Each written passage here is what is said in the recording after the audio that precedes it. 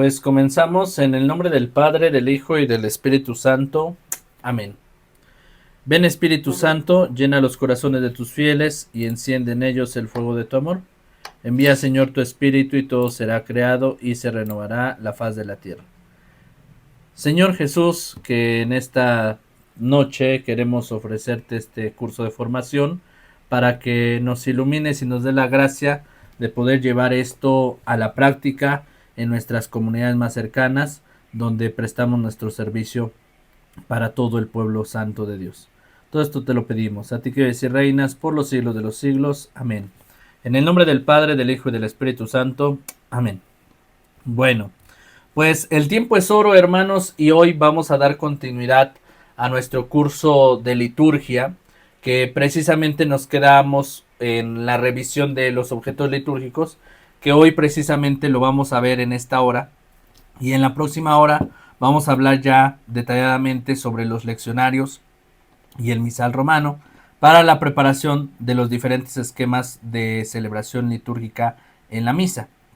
Entonces, bueno, vamos a comenzar primero por la parte del altar, que es lo más sagrado, ¿sí? Vamos a tener un acercamiento a lo que es la liturgia. El primer reto al que se enfrenta el ministro extraordinario es a servir en el altar. Esto es más conocido como celebrar la liturgia. Y es que en la liturgia se vive el encuentro pleno con aquel que nos ha llamado. Por lo tanto, debemos procurar vivir lo mejor posible esta liturgia para un encuentro verdadero con Cristo. Ya lo veíamos en la primer clase, no sé si recuerdan, en el origen bíblico de la liturgia, veíamos cómo Dios le va diciendo a Moisés en el libro del Éxodo cómo tiene que ser este ritual del sacrificio para el perdón de los pecados. Vas a colocar un altar, vas a poner ciertos candelabros, vas a colocar la cortina, etcétera, ¿no? Entonces, todas estas instrucciones son el acercamiento que nosotros tenemos a la liturgia. Hoy en día, la liturgia pues ha buscado la forma de que nosotros veamos ese encuentro con Cristo en el altar, que es el pan eucarístico y el pan de la palabra, que es también la palabra que recibimos en la liturgia de la palabra y en la liturgia eucarística. Por lo tanto, debemos poner tanto empeño en este, pues en este altar, en lo sagrado, porque pues de nosotros dependerá que se le dé este signo. Bueno, por otro lado, desde hace mucho tiempo ha habido un gran debate y una gran distinción con el tema de la mujer en el altar. Pues resulta que algunas parroquias todavía tienen este tema con el sentido del papel de la mujer dentro del servicio litúrgico. ¿Por qué? Bueno, una de las tantas preguntas que nos hacemos los católicos es ¿por qué solo hay sacerdotes? ¿Por qué solo obispos? ¿Por qué solo ministros varones y no hay mujeres en el altar? Bueno, Jesús así lo quiso. Jesús cuando elige a sus discípulos elige a 12 hombres, no eligió a las mujeres. Sin embargo, el papel de la mujer en el ministerio de Jesús va a ser muy importante porque la mujer siempre va a estar ahí en todas las actividades, presente en los milagros. Incluso la mujer es quien unge a Jesús antes de su muerte. Entonces, sí vemos a una mujer dentro de este servicio litúrgico desde el tiempo de Jesús. Sin embargo, este ministerio se lo encarga a Pedro, ¿sí? Y le dice, Pedro, sobre esta piedra edificaré mi iglesia. Y a Pedro se le encarga este cargo de llevar toda la iglesia a todo el mundo. Entonces, el papel del varón va a ser el administrador de las cosas sagradas. Sin embargo, la mujer va a estar dentro de este servicio litúrgico, porque a veces algunos grupos litúrgicos dicen que la mujer no puede participar, la mujer no le puede pasar las cosas de la credencia. No, la mujer también puede participar. Y veamos lo que nos dice el texto. Hasta hace algunos años era mal visto que una mujer participara en el servicio litúrgico del altar. Esto por tomar en cuenta que Jesús eligió a hombres y no mujeres para la predicación y el pastoreo de las ovejas. Sin embargo, la mujer juega un papel tan importante como el del hombre en la liturgia. La mujer puede participar en el altar, pero entonces ¿quién no puede servir en la liturgia? La pregunta es, si en el altar nosotros estamos participando pues en este sentido de lo sagrado, ¿quién no puede subir al altar? ¿Quién no puede servir en el altar? Bueno, vamos a verlo a continuación. En realidad no es la mujer. Vamos a ver quiénes no pueden participar en el altar y ustedes lo tienen que saber como encargados de liturgia porque tienen que cuidar lo que es sagrado. ¿Quiénes no pueden participar en la liturgia? Las personas que están en estado de divorcio, los que no están bautizados, los que no están casados por la iglesia, que están viviendo en unión libre, los que no están, en pocas palabras, en gracia de Dios. Las personas que no pueden participar en la liturgia, pues son en pocas palabras las personas que no están en gracia de Dios. Y hay algunos casos especiales, por ejemplo, no quiere decir que las personas que están divorciadas, todas no pueden participar en el altar. Habrá algunas que sí pueden participar, ¿sí? Siempre y cuando lleven este acompañamiento con el sacerdote. Si el sacerdote las va a orientar a estas personas y les va a decir, bueno, pues puedes servir en la iglesia, puedes leer la palabra de Dios, puedes ser ministro extraordinario, siempre y cuando pues lleves este acompañamiento espiritual. Pero una persona que está en estado de divorcio y nunca lo externa, nunca dice, nunca busca orientación y a pesar de su situación entre que se está divorciada o en que sigue casada o en que está haciendo un relajo con su vida, pues no puede estar dando un testimonio en el altar porque por lo tanto pues no le damos ese sentido a lo sagrado, ¿no? Mira, gracias. Estamos hablando precisamente de lo que es lo sagrado y precisamente para entrar en el sentido de lo litúrgico, de cuáles son los objetos litúrgicos y cómo se utilizan, pues debemos entender quiénes pueden y quiénes no pueden participar en esta liturgia. En pocas palabras debemos entender que los que no están en gracia de Dios. Dice hasta abajo, debemos entender que la liturgia es el acto máximo de nuestra expresión de fe a Dios. Es el encuentro que vamos a tener, ¿sí? Ese deseo de ser buenos hijos de Dios se manifiesta en la liturgia. Un deseo pleno de hacer bien las cosas. Por lo tanto, una persona que va a vivir la Eucaristía, el encuentro con el Señor, debe ser una persona coherente con su vida, ¿no creen? Debe ser una persona que, aunque esté viviendo una situación especial, una situación difícil, tiene que vivir sus sacramentos. Por lo tanto, las personas tienen que estar casadas, bautizadas, confirmadas, confesarse por lo menos una vez al mes. Pero los que no pueden participar es aquellos que no quieren convertirse, no quieren hacer las cosas bien. Y esas personas pues no van a poder servir en el altar porque simplemente no van a poder dar un testimonio. Y por último, para entender este valor a lo sagrado siempre va a ser sagrado, ¿sí? Sin embargo, es tarea de cada cristiano, sobre todo ustedes como encargados de liturgia, darle el valor a lo sagrado. Después del Concilio Vaticano II, la Iglesia vivió uno de los retos más difíciles en la liturgia. ¿Cuál fue este reto? A todos se nos dio acceso a lo sagrado. Antes no había acceso a lo sagrado, hermanos. Antes solamente el sacerdote y lo que era el sacristán tenían acceso a lo sagrado para tocar los objetos litúrgicos, para guardarlos, etcétera, ¿no? El sacerdote era quien tenía acceso a la Biblia, al leccionario, al misal, a todo. Después del Concilio Vaticano II, se le da este acceso a los fieles. Y dice el texto, antes solo era propio de los consagrados acceder a los objetos litúrgicos, la Biblia, los ornamentos, etc. Y con la reforma de la liturgia, ahora todos los creyentes hijos de Dios podemos administrar lo sagrado. Y es un reto darle el valor a lo sagrado. Es un gran reto darle este valor a lo sagrado. Y la pregunta es, ¿de quién dependerá darle este valor sagrado a lo sagrado? De los encargados de liturgia y de los que administran en cada celebración eucarística pues estos objetos litúrgicos. Por eso es importante que ustedes como administradores, como coordinadores de liturgia, puedan promover el buen uso de lo sagrado.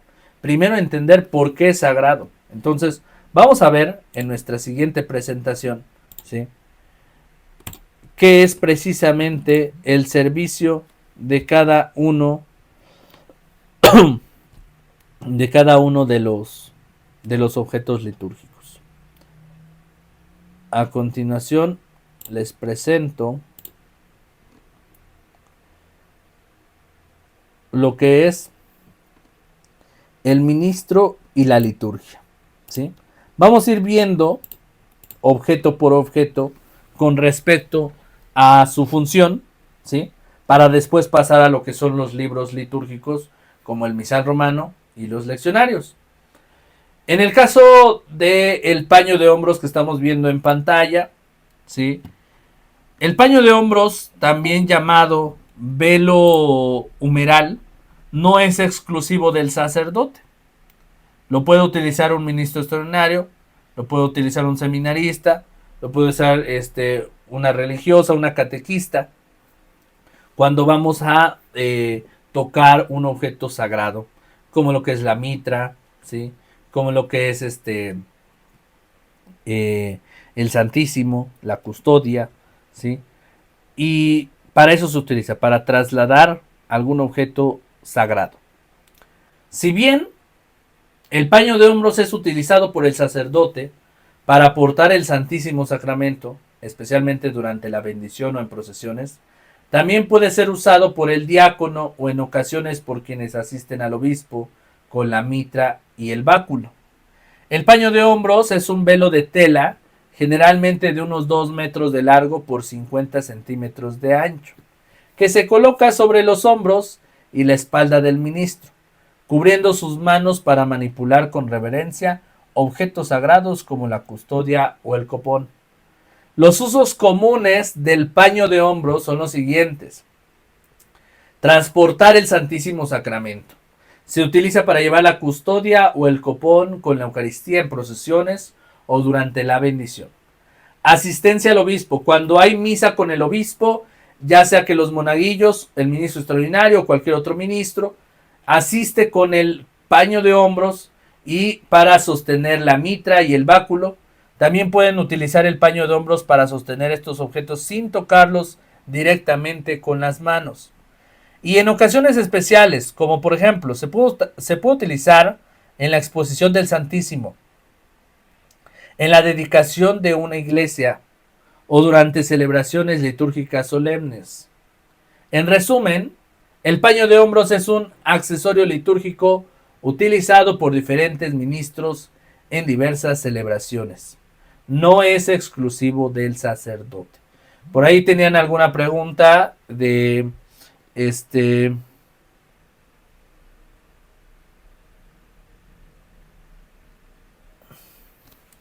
por ahí teníamos una pregunta sobre cómo llevar el paño de hombros. Lo pueden utilizar también los ministros, ¿sí?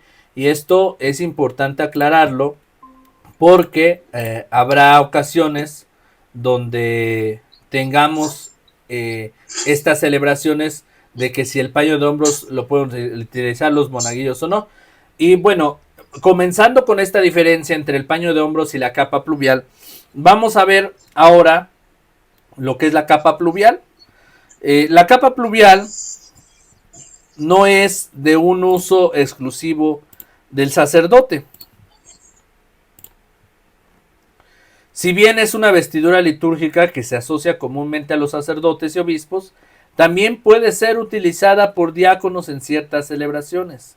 La capa pluvial se utiliza en ceremonias solemnes fuera de la misa, como procesiones, bendiciones eucarísticas y otras funciones litúrgicas. En resumen, la capa pluvial, aunque no es exclusiva del sacerdote porque también la puede utilizar el diácono, se usa solamente en celebraciones fuera de la misa y su uso es para ocasiones solemnes. Por ejemplo, en la hora santa, ¿sí? Se va a hacer la hora santa, ¿sí?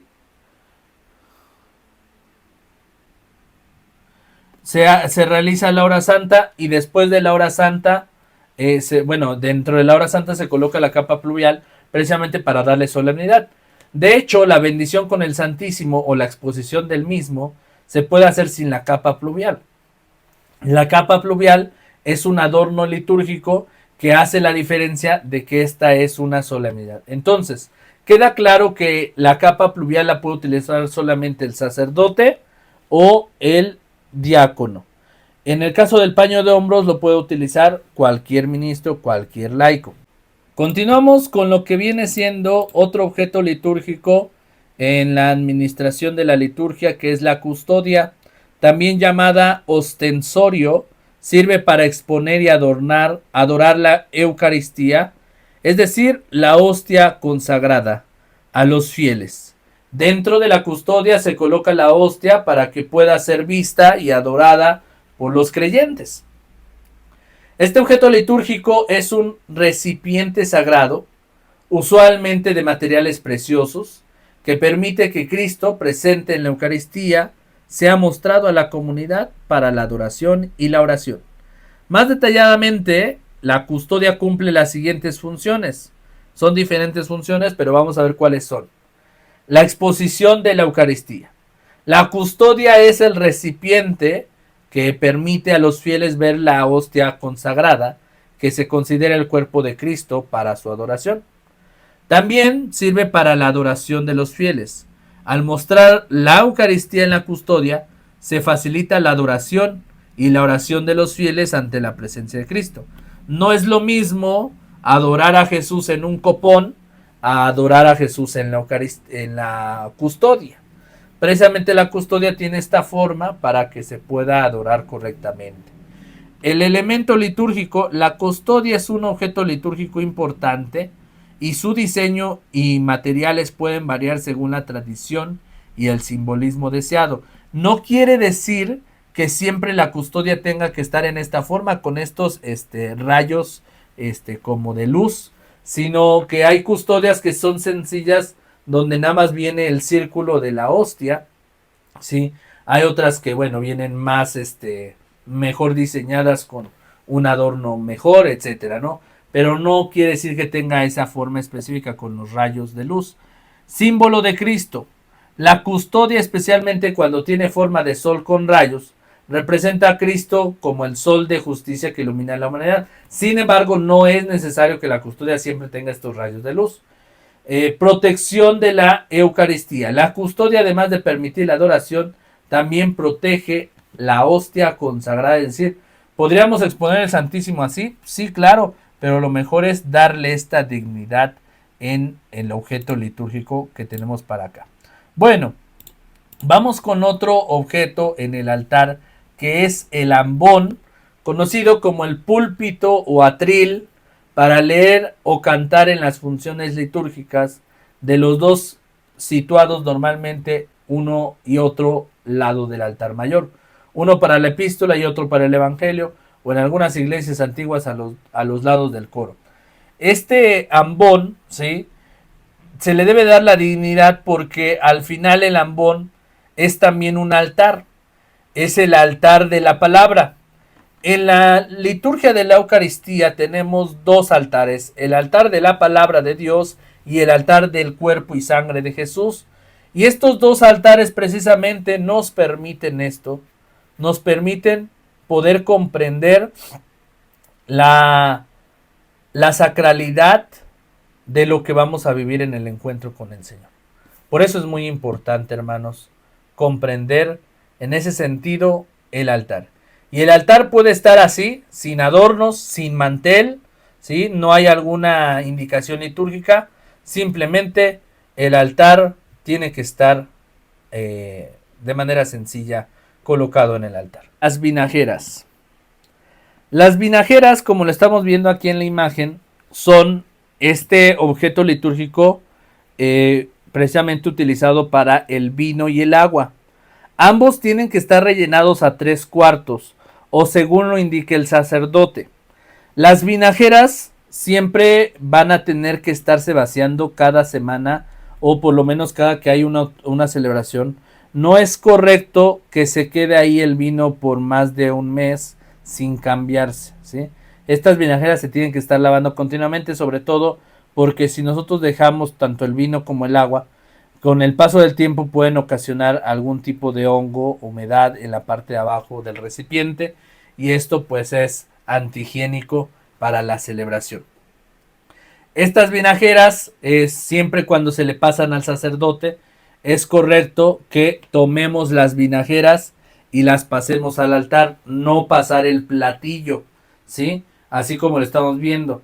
¿Y qué es lo que se pasa? Primero el vino y luego se pasa el agua, porque sí, primero va a rociar el vino y luego va a rociar el agua el sacerdote en la misa.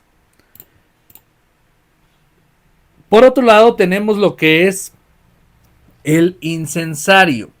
La función del incensario es poder elevar nuestra oración a través de este incienso humeante, de este olor humeante que se logra tener en esta celebración litúrgica, y con el humo, con este olor sagrado, se puede alcanzar a Dios. Por eso, en la celebración de la Eucaristía y durante todos los momentos litúrgicos, vamos a tener la participación del incensario para poder darle esta elevación a la oración. Entonces, el incienso como tal va a ayudar a elevar nuestra oración a Dios. Ese es el sentido del incensario, elevar la oración a Dios. Todo lo que sea incensado va a ser utilizado para elevar nuestra oración a Dios. Por eso es importante comprender cuáles son los movimientos de este incensario. Los movimientos para el incensario, ¿sí? Es muy sencillo, apréndanse esta regla. 3 de 3 y 2 de 2, ¿sí? 3 de 3 y 3 de 2. ¿Qué quiere decir esto? Para ocasiones importantes o para cosas más importantes, más sagradas en el altar, vamos a ocupar 3 de 3. Por ejemplo, ¿qué cosas serían importantes incensar? El Santísimo Sacramento. Eso es muy evidente, que a Jesús sacramentado lo vamos a incensar 3 veces de 3. Entonces 3 al centro, 3 a la izquierda, 3 a la derecha. Mientras esté dando la bendición, vamos a estar incensando 3 al centro, 3 a la derecha, 3 a la izquierda. Y así sucesivamente. Bueno, ¿qué otra cosa puede ser sagrada? El crucifijo. Cuando vamos a incensar a Cristo en la cruz, vamos a incensar 3 veces. 1, 2, 3. 1, 2, 3. 1, 2, 3. ¿Sí? El altar, igual. 1, 2, 3. Eso lo hace el sacerdote. 1, 2, 3. 1, 2, 3. Cuando incensamos al sacerdote, igual. Vamos a incensar 3 de 3. Cuando el monaguillo incensa al sacerdote es 1, 2, 3. 1, 2, 3. 1, 2, 3. ¿Cuáles son 3 de 2? Es decir, 3 veces de 2 ocasiones. Vamos a realizar 1, 2 al centro, 1, 2 a la izquierda, 1, 2 a la derecha. Y estas 2 veces son para las imágenes. Cuando incensamos a la Virgen María, cuando incensamos el evangelio o el evangeliario, cuando incensamos, por ejemplo, a la comunidad, que es el pueblo de Dios, los monaguillos también incensan a la comunidad. Entonces, de manera más sencilla, van a ser 3 veces de 2 ocasiones. 2 al centro, 2 izquierda, 2 derecha. De ahí en fuera, todo va a ser 3 de 3. Y bueno, continuando con el incensario, la postura correcta que se tiene que realizar en este objeto litúrgico, se tiene que agarrar completamente, cerrando la mano, y se tiene que ir moviendo cada que el monaguillo camine de adelante, ¿sí? De izquierda a derecha, ¿sí? No de adelante hacia atrás, ¿sí? Cuando los monaguillos o cuando van en la procesión de entrada, no tiene que ser hacia adelante y hacia atrás, tiene que ser izquierda, derecha, pero de una manera muy ligera, o sea, no tan exagerada. Izquierda, derecha, mientras vamos caminando en la procesión. Igual la manera de entregar el incensario es siempre con la mano, siempre de nosotros, mano izquierda, y la mano derecha le entregamos la cadena al sacerdote, ¿sí? Mano derecha agarramos, mano izquierda agarramos, para que el sacerdote al revés lo pueda agarrar con su mano derecha y pueda incensar. Siempre el incensario, es decir, el cuerpo del incensario, le tiene que quedar en la mano derecha al sacerdote, ¿sí? Y de nosotros nos tiene que quedar de la mano izquierda, ¿ok? Bueno, Con respecto al incensario, ¿alguna duda, pregunta con este objeto litúrgico para incensar? Ya comentamos en la hora santa, ya comentamos en la misa, cómo se utiliza en el evangeliario, en las ofrendas, ¿sí? Bueno, si tienen dudas, si no, bueno, levanten la mano, ya saben. En las ofrendas, ¿es 3 de 3? En las ofrendas es 3 de 2. Después de que, bueno, el sacerdote 3 de 3 y a la comunidad 3 de 2. ¿Sí? Es 2 al centro, 2 izquierda y 2 a la derecha. ¿Ok? Bien. Las ofrendas 2 de 3, ¿verdad? Sí. Ok, bien. Vamos a pasar a uno de los libros importantes en la liturgia, que es el misal romano y los leccionarios, que son parte fundamental, ¿ok? Ahora vamos a terminar de ver lo que son los objetos litúrgicos. Pasamos a lo que son los ciriales, la cruz alta, ¿sí?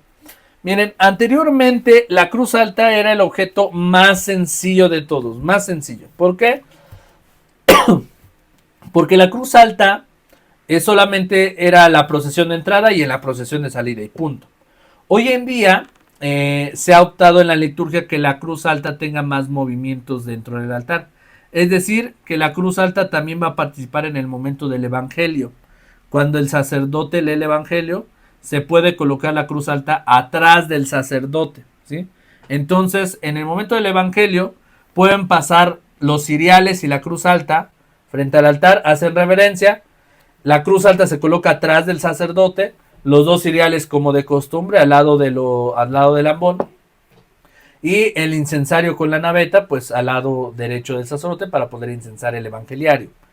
Esa sería la postura correcta. Ahora bien, hablando de las funciones de estos objetos, la función es que cumplen la iluminación, es decir, representan la luz de Cristo, y la cruz representa precisamente el papel de Cristo en el altar. Por lo tanto, este crucifijo que se conoce como cruz alta puede estar en el altar en donde esté el sacerdote. Entonces, lo ideal es que la cruz alta se coloque al lado del sacerdote en la sede, ¿sí? De hecho, tiene que estar la base al lado del sacerdote, porque la cruz siempre va a estar donde está el sacerdote. Sin embargo, en algunas parroquias, capillas, la cruz alta está colocada a un costado, ¿sí? En el momento de la celebración. No está mal, pero recordemos que el crucifijo es la representación de Cristo en el altar. Vamos a tener 3 crucifijos, como ya lo veíamos en la primera sesión. Recuerden que los 3 crucifijos, ¿cuáles son? El crucifijo que está pegado a la pared, el que va a estar en el altar, el altar mayor. Luego vamos a tener el de la cruz alta, que es este que tenemos en pantalla. Y el otro crucifijo que va a estar en el altar. Todos los altares, la mesa del altar tiene que tener un Cristo pequeño viendo de frente hacia el sacerdote. Y ese puede estar acostado o parado, ¿sí? Ese Cristo tiene que estar ahí en la mesa del altar. Entonces tenemos 3 Cristos en la celebración de la liturgia. Si nosotros ya contamos con estos 3 Cristos, bueno, no será necesario que la cruz alta esté exactamente al lado del sacerdote. Pero en caso de que no hubiese un Cristo pegado a la pared, supongamos que no está Cristo pegado a la pared, pues se tendría que colocar una base al lado de la sede o lo más próximo al centro de la pared del altar para que ahí se coloque la cruz alta y el sacerdote incense ahí a Cristo crucificado, esa cruz de Cristo. ¿Sí? Recuerden, la cruz representa a Cristo en el altar de manera litúrgica. Los 2 ciriales que representan la luz van a acompañar en los diferentes momentos donde vamos a dar luz a la iluminación de la palabra y de la Eucaristía. Si ustedes observan, al principio los ciriales pasan, hacen reverencia y se van a su lugar. ¿En qué momento participan los ciriales? En el momento del evangelio. Van a pasar a hacer reverencia y van a ponerse en el evangelio porque va a hablar el sacerdote. Y de ahí van a pasar en el momento de lo que es el santo, ¿sí? Cuando dicen santo, santo, pasan, se ponen cada uno de un costado del altar y pues van a hacer, se van a poner de rodillas mientras los del incensario y la naveta van a estar incensando. Y después, en el momento de la comunión, van a hacer sobre todo esta protección de luz en el momento de la distribución de la comunión. Eso es lo que se realiza con estos objetos litúrgicos. De ahí en fuera, bueno, acá en mi comunidad el sacerdote ha pedido que en el momento de la consagración los ciriales pasen. Después del santo, ven que termina el santo y nos dice el sacerdote de pie. Y terminamos con el momento de la consagración cuando dice: este es el sacramento de nuestra fe. Anunciamos tu muerte, proclamamos tu resurrección. Ven, Señor Jesús. Pues en ese momento nos ponemos de pie y normalmente los ciriales junto con el incensario y la naveta se van a su lugar, ¿sí? Pero acá el sacerdote ha pedido que solamente se vayan el incensario y la naveta, y los dos ciriales, así como se ponen de pie, uno se ponga a un costado derecho y el otro al costado izquierdo, y se coloquen al lado del altar, o sea, al lado de la mesa del altar, y se queden ahí hasta el momento de la comunión, ¿sí? Y hasta el momento de la comunión bajan del altar y se colocan ahí donde se va a hacer la fila de la comunión. Esa es la función de los ciriales. Terminan los ciriales y bueno, al final la procesión de salida. ¿Tienen dudas, preguntas con respecto a esta función de los ciriales, la cruz alta? En lo personal nunca había visto o escuchado que también los ciriales hicieran esa última parte que dijiste. En la consagración, sí. Eso lo implementó mi anterior párroco. Desde el anterior párroco ya tiene yo creo que como 5 o 6 años que él implementó eso, porque sobre todo también por el tema de la distracción de los monaguillos. Litúrgicamente no dice que se queden ahí, pero tampoco es como que esté mal que se queden porque cumplen la función. La función del cirial es la luz de Cristo, que es precisamente en el momento de la palabra y en el momento de la Eucaristía. Entonces el cirial pasa cuando se hace el santo, santo, santo. Pasan los ciriales, incensario, naveta, y ya cuando dicen, por eso Padre Santo te pedimos que santifiques estos dones, se ponen de rodillas y cuando elevan el cuerpo de Cristo y el cáliz, pues va a hacer el incensario, los movimientos, ¿no? Y después de eso se levantan, cuando dice: este es el sacramento de nuestra fe, anunciamos tu muerte, proclamamos tu resurrección. Nos vamos, bueno, los dos ciriales y la naveta y el incensario se van a su lugar. Y de ahí su participación es hasta el momento de la comunión. Pues lo que hizo el sacerdote es que en lugar de que se regresaran a su lugar, en ese momento subieran al altar. Uno de un lado, otro del otro lado, así como cubriendo que ya está el cuerpo de Cristo presente, como haciendo este acto.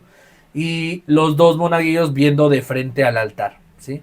Entonces ahí se observa bien, no rompe con algo litúrgico, no es como que esté mal, pero tampoco lo marca litúrgicamente. Entonces el monaguillo puede regresar a su lugar, pero lo podemos implementar si es que si el sacerdote puede aprobarlo. Puede que los ciriales se queden ahí porque prácticamente ahí termina la consagración, y terminando la consagración pasamos a la comunión. Entonces ahí ya nada más los ciriales bajan y ya se ponen en cada esquina para la distribución de la comunión, ¿sí? De lo contrario, pues regresarían a su lugar después del santo y hasta el momento de la comunión pasan a hacer reverencia y se colocan uno de cada lado, ¿sí? Esa es la función de los ciriales. Ahora, algo también que puede ser recomendable es que cuando el sacerdote o el ministro pasa a dar la comunión, la cruz alta también se puede colocar atrás de el sacerdote. Pero recordado que también pues tenemos otro Cristo que está en el altar, pues ya no está necesario. Pero si quieren, se puede realizar. Es decir, la cruz siempre va a representar a Cristo en el altar. Entonces puede estar donde está el sacerdote. ¿Ok? Bien. ¿Ninguna duda, pregunta? Bueno, pasamos a los siguientes objetos con el tema de la credencia. Ahora sí. En la credencia, que es la mesita donde vamos a tener todos los objetos para la consagración, vamos a tener lo que es el copón, ¿sí? Que es este que estamos viendo aquí. El copón normalmente es el que tiene tapa. Es muy fácil de distinguir porque es un poco más ancho que el cáliz. El cáliz por lo general es delgadito, ¿sí? El copón tiene más anchura y hay copones más grandes para más capacidad. No sé ustedes, pero a veces el encargado de liturgia le toca preparar también el copón, ¿sí? ¿Cuál es la forma correcta de colocar las hostias, las formas, dentro del copón? Porque en el copón vamos a tener las hostias que aún no han sido consagradas, ¿sí? Que se van a consagrar. Entonces nosotros debemos de calcular el número. Ya hay personas que ya calculan más o menos el número y pues ya saben, a la mitad o lleno el copón. Pero las hostias se colocan en manera circular y acostadas, ¿sí? No vertical, no como paradas, sino acostadas las hostias y en forma circular. Se tienen que ir colocando así en derredor de lo que es todo el copón. Y así es como se debe de rellenar el copón. Ya tenemos la imagen ilustrativa. Este copón se pasa después. ¿Cuál es el primer objeto que se le pasa en el altar al sacerdote? El cáliz. El cáliz es el primer objeto que se le va a pasar, que a continuación lo tenemos en pantalla. El cáliz es el objeto litúrgico donde se va a preparar la sangre de Cristo. Este no tiene tapa. La tapa del cáliz va a ser la palia, ¿sí? Que es un cuadro que va a funcionar como tapa. Pero el cáliz prácticamente es un vaso para que ahí adentro le podamos rociar el vino y el agua. Y entonces vamos a convertir, bueno, el sacerdote va a convertir el vino y el agua en el cuerpo y la sangre de Cristo. El cáliz está conformado de la palia, ¿sí? Luego va a tener lo que es la patena, que es el platillo de donde se coloca la hostia, que ya lo veíamos la clase pasada, y la hostia, ¿sí? Pero ahorita vemos el cáliz, sobre todo solo lo quise poner porque hay una gran confusión a veces entre el cáliz y el copón. Bueno, ya sabemos muy bien que el cáliz es para la sangre de Cristo. Cuando pasemos al altar las cosas en función de los objetos litúrgicos, el primer objeto que se va a pasar es el cáliz, ¿sí? Y el sacerdote lo primero que va a hacer, ponerlo a la derecha de él, del altar, y va a colocar el corporal. Luego va a poner el cáliz, luego va a quitar la palia, la va a poner a un costado y la patena. Y entonces le van a pasar las vinajeras, el del vino y el del agua. Y después de eso le van a pasar lo que es el copón con las hostias que va a consagrar, ¿sí? Eso es lo que debe de estar en el altar. Algo muy importante en este caso, ¿sí? Que vemos, eso es un relicario. Hay una gran confusión en la vida de la iglesia porque hay dos formas de llamarle a lo que es para guardar el cuerpo de Cristo. Los ministros que llevan la comunión a los enfermos tienen lo que es un relicario, pero como tenemos en la imagen acá en pantalla, un relicario es para guardar una reliquia, ¿sí? Por eso se llama relicario, como lo estamos viendo en la imagen. A diferencia del nombre correcto, se le dice píxide. La píxide es el objeto litúrgico correcto, adecuado para guardar el cuerpo de Cristo, y este está diseñado para guardar máximo 10 hostias que son el cuerpo de Cristo, ¿sí? ¿Por qué? Porque pues son para los enfermos en caso de urgencia. No se le puede dar a un ministro más de 10 hostias, aunque tuviese muchos enfermos, porque se perdería el sentido de lo sagrado y se expone mucho el riesgo del cuerpo de Cristo, de que se pueda profanar. Siempre les he comentado a los ministros extraordinarios, si no llegan a encontrar a un enfermo en su casa, o a 2 o a 3, y regresan con 3 hostias consagradas, ya no tienen que regresar al templo, simplemente ustedes la tienen que consumir y ya. Pero no tienen que tener el cuerpo de Cristo, que me lo llevo a mi casa y voy a poner una veladora, no. El cuerpo de Cristo que sobra se lo deben comer, lo deben consumir, no debe de estar ahí, ¿sí? Entonces la píxide también es otro elemento litúrgico del altar, ¿sí? Vamos con otro elemento que seguramente ya conocen, el sagrario. Y al sagrario se le saluda con una reverencia, es decir, con una genuflexión, con rodilla izquierda antes de abrirlo. Cuando tenemos la exposición del Santísimo, vamos a tener que realizar dos posturas, es decir, genuflexión derecha y genuflexión izquierda, doble genuflexión. ponernos literalmente de rodillas y hacer reverencia con la cabeza y nos ponemos de pie. Cuando está expuesto el Santísimo. Cuando nada más está así el sagrario y tenemos que ir a abrirlo y sacar el cuerpo de Cristo, pues lo que hacemos es genuflexión con rodilla derecha, reverencia con la cabeza, vamos a abrir con las llaves del sagrario, sacamos el cuerpo de Cristo y de la misma manera cuando lo reservemos, lo vamos a reservar, cerramos y hacemos genuflexión con rodilla izquierda, reverencia con cabeza y nos retiramos del sagrario. Esa es la forma correcta de visitar el sagrario. Vamos con los ornamentos. Tenemos diferentes ornamentos para el sacerdote. En este caso verde, rojo, blanco y morado. También tenemos un rosa exclusivamente para el tercer domingo de Cuaresma y, si no mal recuerdo, para el tiempo de Adviento. En el caso de los sacerdotes y diáconos, es propio de ellos el ornamento del alba que estamos viendo a mano izquierda, que es este ornamento precisamente para las personas consagradas. Y continuamos con las posturas, ¿sí? Las posturas que tiene que realizar el monaguillo, el encargado de liturgia en el altar.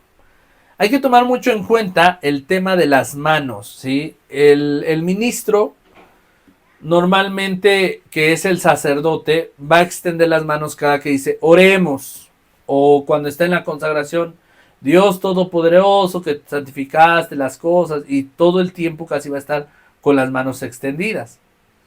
Pero el monaguillo, el encargado de liturgia, o los que participan en el altar, la postura correcta, por ejemplo en el Ave María o en el Dulce Madre, tiene que ser así. En el Padre Nuestro, así. Cualquier otro momento que queramos hacer oración, tenemos que colocar nuestras manos en modo de oración.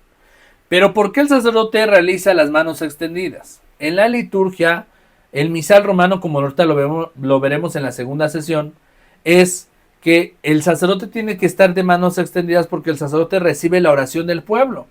Y por eso el sacerdote dice, oren hermanos para este sacrificio, oremos, Dios Todopoderoso, porque la oración que hace el sacerdote se llama oración colecta, es decir, él va a colectar todas las oraciones de todo el pueblo y con sus manos consagradas las va a juntar y las va a elevar a Dios. Por eso el sacerdote siempre tiene esta postura. Nosotros, que no tenemos que administrar las oraciones de los demás, simplemente hacemos la postura de oración, ¿sí? Es importante que se lo comenten a los monaguillos porque luego también ahí andamos en el altar y qué feo se ve que pues andamos ahí imitando al sacerdote en una postura que no es correcta. Hablando sobre las siguientes posturas, ¿sí? Acá tenemos posturas correctas y posturas incorrectas. Miren, número 1, la postura de la postración es una postura reservada especialmente para los ministros que van a recibir un orden, ya sea religiosas, ya sea religiosos, ya sea diáconos o sacerdotes, que se van a consagrar a Dios. Postrarse es la posición más sagrada que le podemos dar al Señor, porque ahí en la postración le mostramos al Señor que no somos nada para el servicio, la misión que nos está pidiendo. Por eso los que se ordenan diáconos, los que se ordenan sacerdotes, se tienen que postrar, mostrándose frente a Dios como nada. No soy nada, Señor, para recibir tan grande ministerio. Y aún así tú me llamas a este servicio. Por eso la postración, mientras se rezan las letanías de la Virgen y de los santos. Por otro lado, tenemos en una imagen aquí el momento de la consagración. No es correcto que hagamos lo que la religiosa está haciendo en la imagen, que es agachar la mirada. Ahora, como yo se los decía, habrá cosas en la liturgia que tendremos que juzgar, pero que también debemos de ser prudentes. Porque imagínense, estamos hablando de una religiosa que está en la imagen. Lo correcto es que cuando estamos en la consagración, hagamos lo que está haciendo la señora de al lado, que está viendo hacia el frente. Y está viendo hacia el frente porque hay que contemplar a Jesús en ese momento donde se convierte de pan a Él mismo. Yo soy el pan de vida. Y mientras que la religiosa está agachando la cabeza. Ahora, ¿está mal? No, tampoco está mal. Lo correcto es que estemos atentos a lo que está sucediendo en el altar en el momento de la consagración. Sin embargo, también es parte de nuestra reflexión y oración que podamos mirar hacia abajo si queremos ofrecerle en ese momento alguna acción de gracias, decirle al Señor, Señor, aquí estoy, a pesar de lo que estoy pasando, tú sabes cómo me siento. También es bueno agachar la mirada. Pero lo correcto es que veamos al altar. Yo recuerdo que en el catecismo hace muchos años me enseñaban que pues nosotros no teníamos que ver a Cristo, por eso agachábamos la cabeza. Pero no, en realidad tenemos que ver al altar y bueno, en caso extraordinario que te sientas mal, que estés pasando una situación, puedes agachar la cabeza, la mirada y ofrecerle al Señor tu acción de gracias y platicar con Él en ese breve momento. Pero lo correcto es ver de frente al altar. Continuando ahorita con algunas otras posturas que vamos a ir viendo, es la postura de pie, ¿sí? La postura de pie va a marcar la atención, ¿sí? Sobre todo en el Evangelio, cuando ponemos atención, y en la entrada, cuando el sacerdote da los ritos iniciales, y al final, cuando hace la oración después de la comunión. Estos tres momentos, al principio, en medio y al final, están marcados porque nosotros también en este acto de pie escuchamos a Jesús con respeto para poder poner en práctica sus enseñanzas. También es importante que la postura de pie se respete pues tal cual. Por otro lado, si en algún momento ustedes llegan a ver algún ministro, algún encargado de liturgia que le piden realizar una liturgia de la palabra, es bueno comentarlo. Los ministros laicos no podemos fraccionar el pan. La fracción del pan, como lo estamos viendo en la imagen, es un acto propio del sacerdote, ¿sí? Solo el sacerdote puede fraccionar el pan. En el caso de que el ministro extraordinario o el encargado de liturgia o la catequista le pidan hacer una liturgia de la palabra con distribución de la comunión, va a levantar el cuerpo de Cristo tal cual del copón, va a tomar el copón y va a decir, este es el cuerpo de Cristo, este es el Cordero de Dios que quita el pecado del mundo. Pero no fraccionamos el pan. El sacerdote es el único que muestra a Jesús fraccionado en ese sentido de la fracción del pan. Y por último, entender que en la liturgia hay un momento donde Jesús decimos, este es el Cordero de Dios que quita el pecado del mundo. Vemos que le decimos a Jesús el Cordero. ¿Por qué Dios es el Cordero que quita el pecado del mundo? Jesús es el Cordero porque ya hablábamos desde la primera sesión, el origen de la liturgia, que tenían que ofrecer un corderito, que tenían que ofrecer un cordero en el altar, derramar su sangre y ofrecerlo en sacrificio para que el Señor se pusiera contento y así les perdonara los pecados. Hoy, en la Eucaristía, ofrecemos a Jesús mismo, ¿sí? Y Jesús mismo es quien se entrega en ese pan eucarístico, ¿sí? En ese momento de la derramación de su sangre. Y es Cristo quien nos da la salvación del mundo, porque así Dios se pone contento de haber perdonado todos nuestros pecados. Y es así como nosotros debemos llegar a concluir con una buena liturgia en el altar, tratando de ver todas las reglas, normas que se llevan a cabo en cada uno de los momentos de la liturgia.